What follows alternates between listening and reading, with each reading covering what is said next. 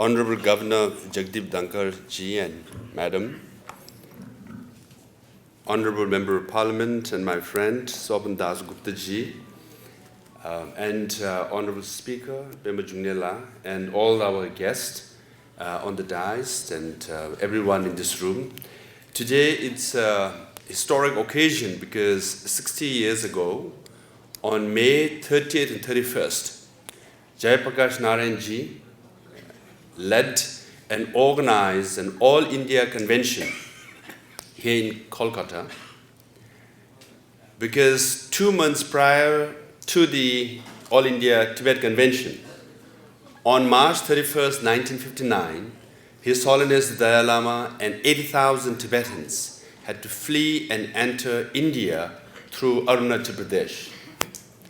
And during that time, the discourse in India was obviously led by Jayaprakash Narayan ji, Ram Manohar Lohia ji, Deen Dayal Upadhyaya, and later Atal Bhai Vajpayee ji, George Fernandez, J.B. Kripalani, and Ambedkar ji, leaders from all political parties and ideology of India supported the Tibet cause.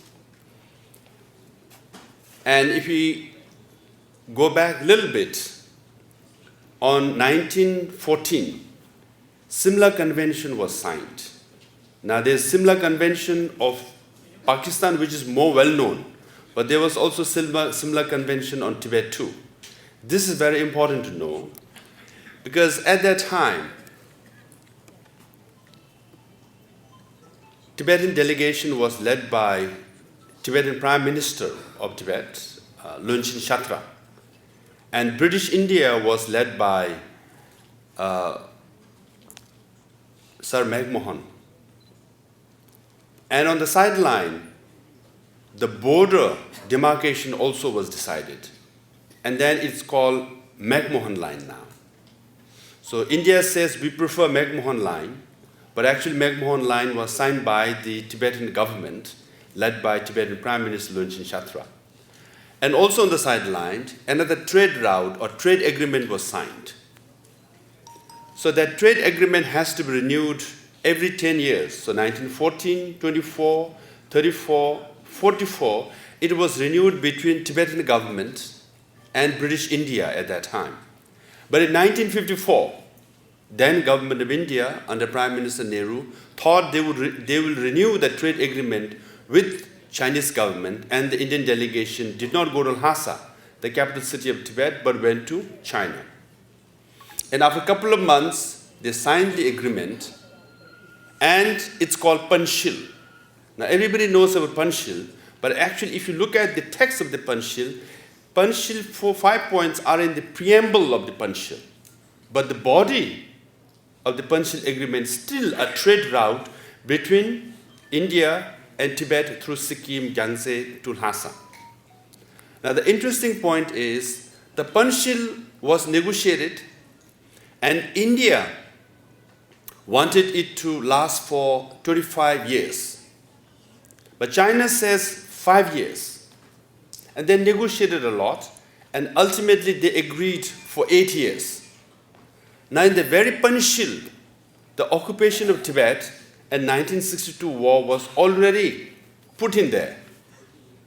Because in 1954, the Panchsheel agreement was signed, and China wanted agreement only for 5 years. What happened in 5 years? 54 plus 5, 1959, Tibet was occupied. But ultimately they agreed for 8 years. 1954 plus 8 years is 1962. Invasion of India took place in 1962. Even though they were signing Panchsheel, but the dates for invasion of Tibet and the invasion of India was already put in the very negotiation of the agreement. In 1956, His Holiness Dalai Lama had come to India, thinking he would settle here. But Chinese Prime Minister Zhou Enlai visited India 3 times. The Prime Minister of China visiting India 3 times convinced Pandit Nehru and other leaders, including Dalai Lama, that the autonomy of Tibet as signed in 1951 agreement will be respected, Tibetan religion, Tibetan culture, Tibetan administration will be respected. But it took only 3 years. the full invasion, occupation of Tibet happened. So the point I'm trying to make is the Jayaprakash Narayan ji, at that time, Ram Mohan Rohaya ji, Kripalani ji, all of them said the same thing. Din Dayal Upadhyaya ji, all of them said the same thing. We cannot trust the Communist Party of China. Today, Tibet is invaded and occupied. Tomorrow, it could be India or any of the South Asian countries. Now the reality is, Indian government has to spend billions of dollars defending border with China. In 1950s, there was hardly any border security personnel. Now lakhs of Indian soldiers are standing on the border. The defense costs could have been spent on education and welfare of so many other projects of India. Since the occupation of Tibet, Indian leaders and many leaders thought it happened to Tibet, it's very sad, but we will be all right. But now if you look at the border between India and China, if you look at all the neighboring countries from Nepal to Bangladesh to Sri Lanka to Maldives, you can clearly see China's interference, obviously in Pakistan too. All this happened after the occupation of Tibet. So I will not go too much into detail, but I just want to say that nowadays Prime Minister Modi ji often talks about making India, but actually if you look at the Tibetan movement, the original made in India is the Tibetan movement. Because the religion that we practice, Buddhism, came from India. The Tibetan script that we use, ka kha kha nga, is from India. The Tibetan leaders, as you see me standing at the speaker, we were born in India and educated in India and trained in India. And the non-violence, ahimsa that we follow is very much Indian too. And the culture that we follow is very much Indian too. So the Tibetan administration is based in India. His Holiness the Dalai Lama has been the longest resident, and he, as he calls himself, the son of India. And we are the Chela, and India is a guru. So the original made in India is the Tibetan movement. So if made in India is to succeed, I think the Tibetan movement has to succeed. And no government or country has done more for Tibetan people than this great nation called Bharat. At the moment, situation in Tibet is very grim.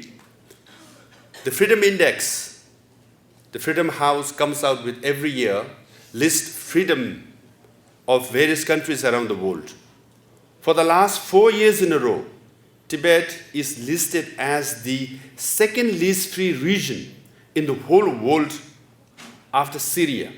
Everybody knows how bad the situation in Syria is. But how many of you know the second least free region in the whole world after Syria is Tibet? The journalists in Beijing, they say that for them it's more difficult to go to Tibet than to North Korea. So that's why you don't get many reports from Tibet, because journalists are not allowed to go to Tibet. Some can go to North Korea, but they cannot go to Tibet. So 154 Tibetans have burned themselves, committed self-immolation, aspiring for the return of His Holiness Dalai Lama to Tibet and freedom for Tibetan people. So this is the situation. Very grim. Human rights violation is taking place every day. Our natural resources are exploited every day. The 70% of lithium of China comes from Tibet. And lithium is very much necessary in producing batteries for all the Chinese-made phones and the gadgets that you buy. And 90% of the rare earth, which is an essential component for anything that you want to manufacture, satellite, missile, anything, or any gadgets, technological gadgets. 90% of lithium of the whole world comes from Inner Mongolia, which is also under occupation. 1 million Uyghur people, Muslim minority, in China are in concentration camps. And this has been covered all over the world. So this is the reality. and there's protests going on in Hong Kong.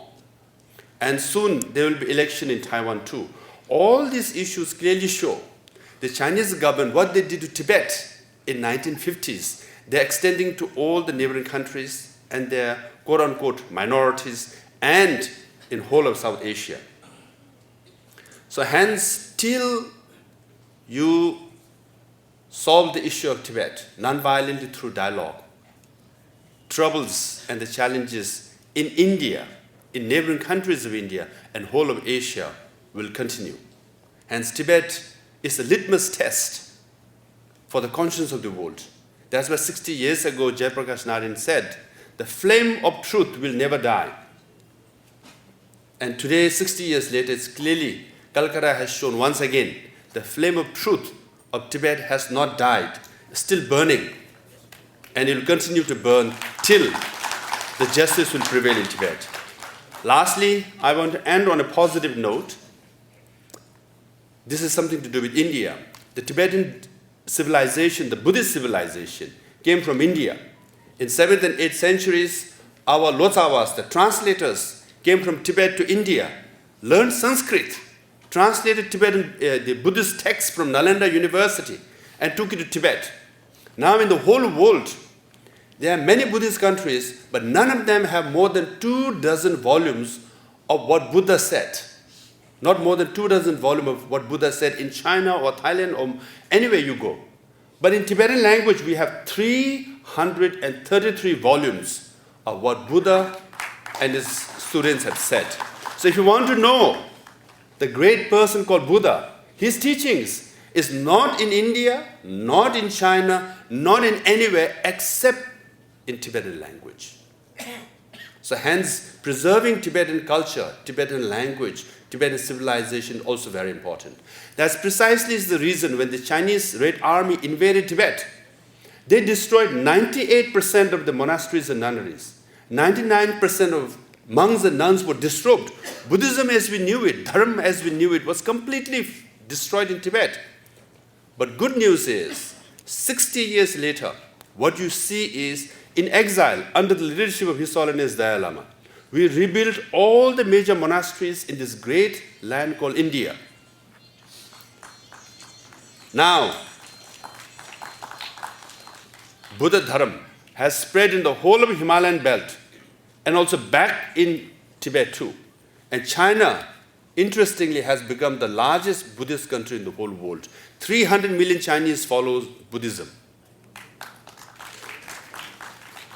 So from a complete destruction of a Buddhist civilization, resurrection has happened in India, thanks to the leadership of His Holiness Dalai Lama and thanks to the great country called India. Like Buddhism has been revived all over the world, including back in Tibet. Politically, our cause will also prevail one day soon. When that happens, when we write our history, it will be written once again, ahimsa prevailed. And once again, Indian tradition and culture and support of Tibet prevailed. Once again, the Made in India actually became a success for Tibetans. Thank you very much.